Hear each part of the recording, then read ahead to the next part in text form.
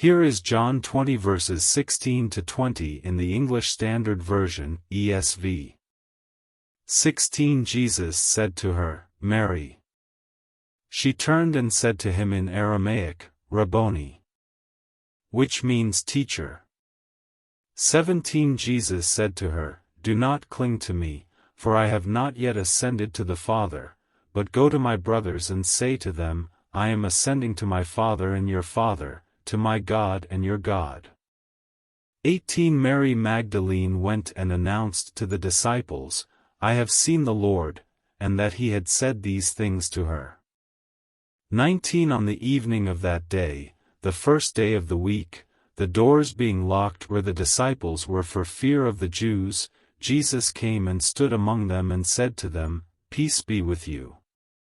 20 When he had said this, he showed them his hands and his side. Then the disciples were glad when they saw the Lord. Expounding on these verses. Verse 16, the resurrected Jesus addresses Mary Magdalene by name, demonstrating his personal relationship with his followers. Upon recognizing Jesus, Mary responds in Aramaic with Rabboni, meaning teacher.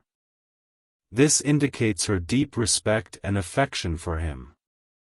Verse 17, Jesus instructs Mary not to cling to him because he has not yet ascended to the Father. The precise meaning of this command is debated among scholars. Some believe it's a reference to his ascension to heaven, which would take place later, suggesting that his earthly interactions post-resurrection are transitory. Jesus then gives Mary a significant task, to tell the other disciples of his impending ascension. By referring to the disciples as my brothers, Jesus emphasizes the familial, intimate relationship he has with his followers. Moreover, by stating, my Father and your Father, to my God and your God, Jesus underscores the shared relationship that both he and the believers have with God. Verse 18, Mary Magdalene, one of Jesus' most faithful followers, becomes the first to testify to the risen Lord.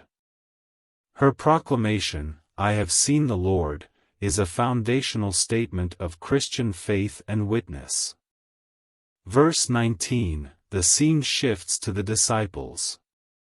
They were in hiding for fear of retaliation from the Jewish leaders who had orchestrated Jesus' crucifixion.